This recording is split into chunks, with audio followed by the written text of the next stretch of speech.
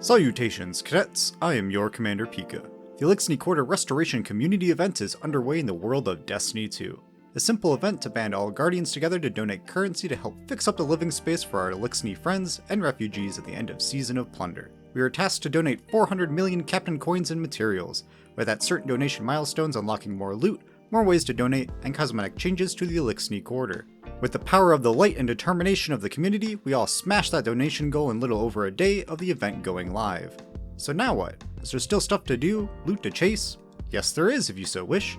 So let's dive into the loot of the event, currencies, how to quickly complete it, and how you can farm if you want something to chase before the new season drops. If you haven't logged in this week, to start, head on over to the tower. In the central area as you load in, you'll see a special donation chest. Interact with it and you'll get introduced to the event and quest via Misrax and the Spider. You are tasked to go out into the system and do a variety of activities to earn Captain's Coins. Since all goals have been achieved, once you have some coins, come back to the donation chest and donate your coins. Then visit the Eliksni Quarter and see what Fruits of our Treasure has brought. Now to the nitty gritty. There are 4 currencies that you can use throughout the event: Captain's Coins, Map Fragments, Treasure Coordinates, and Planetary Materials. Captain Coins are obtained from core playlists and Season of Plunder activities, so Catch Crash, Expedition, King's Fall, the Vanguard, Crucible, and Gambit playlists, public events, lost sectors, and destination chests. Generally, endgame and seasonal activities provide the most coins. Map Fragments and Treasure Coordinates are the Season of Plunder's activity currency. Maps come from Catch Crash, and coordinates drop from enemy kills and any activity completion. Lastly, Planetary Materials are the familiar exchange currency used at Rahul and Banshee, bought for legendary shards or dropped as strike and destination rewards. They are getting devalued and removed from materials exchange in Season 19, so this is a great opportunity to use them up.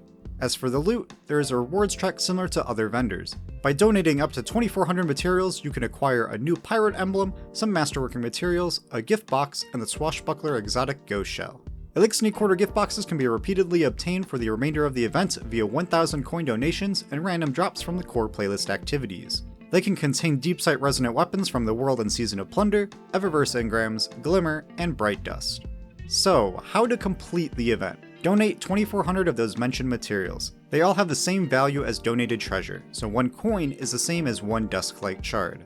If you just want all the donation rewards, then the quickest strat is to donate all your planetary materials. If you don't have the applicable one, as only 2 types are accepted which change daily, head on over to Master Rahul.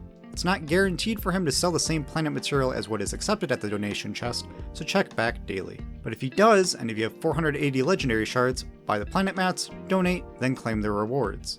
On screen now is a list of all activities that drop currencies and their values with 2 additional metrics: coins per minute and materials per minute. The time for activity completions are rough estimates. They will fluctuate based on speed, fire team size, and experience. For just the track rewards, focus on the latter metric. Word of warning, if you care about loot, save your coins until you have 1,000 of them. That way, you get a gift box as a reward as opposed to donating them and just getting donation credit. So, if running solo, then speedrunning lost sectors is the play, netting roughly 29 materials per minute. Opt for the quickest lost sectors in the EDZ, like Widow's Walk, Atrium, or Terminus East. If you wanted to farm with a team, then opt for King's Fall raid boss encounters. Optimal encounter farms depends on your team if they can secure the 1 phase.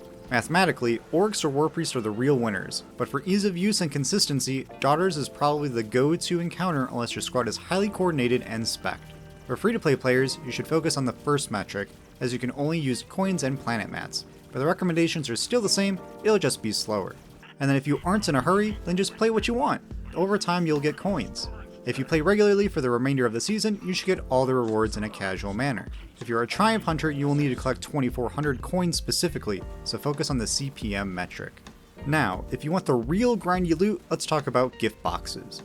Besides the ones given as quest and track rewards, gift boxes can be bought for 1,000 coins at a time at the donation chest, as well as from random drops from the core playlists, Vanguard, Crucible, and Gambit. It's hard to get a gauge on drop chance without tons of data, but out of my 40 logged runs, 11 boxes dropped, so I estimate the drop chance to be around 25%.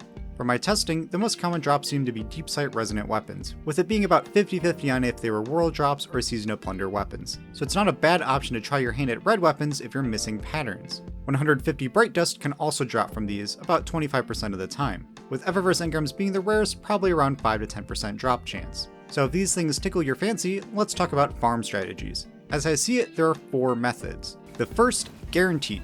you don't trust gift box drop chance RNG, so you're after cold, hard coins.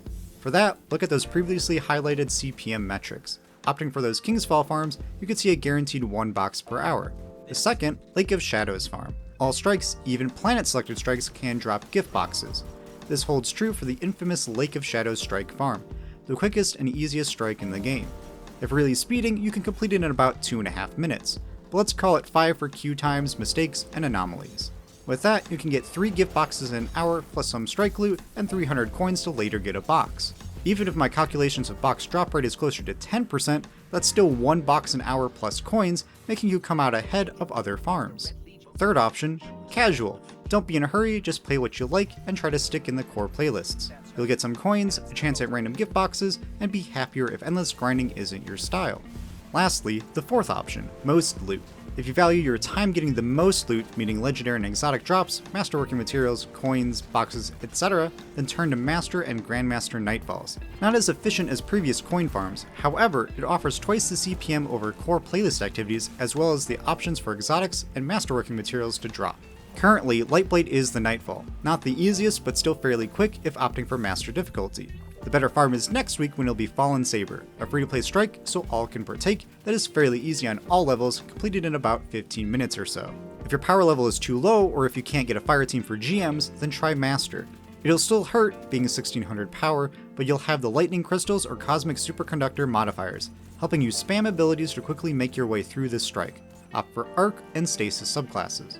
I have a guide on the channel walking you through the Fallen Saber GM if you want to see what it entails and some loadout examples, but I'll also have a quick farm guide next week giving a more focused and optimized take on it. With this method, even solo, you would still get some materials, 1 box an hour, and several hundred coins, a much more rewarding farm. With that, I'll leave you to it. Make sure to go visit your Eliksni friends to see their updated home, and regularly deposit your coordinates and maps so you don't hit their cap. Comment down below on what you think of the event and if you're going to participate in farming the loot. For me, it was a simple, casual, neat end of the season event, which could have some implications to the story next season and in Lightfall. We all wish it was flashy and more substantial, but hey, it's free extra loot that's simple to get, and not a repeat of past far grindier community events. If you were there, you know. And if you liked today's video, then a thumbs up and a subscribe is always appreciated. And come by our Discord Sundog Gaming if you want to play with some chill people. As always, I am your Commander Pika. Be kind, have fun, and I'll see you on the battlefield.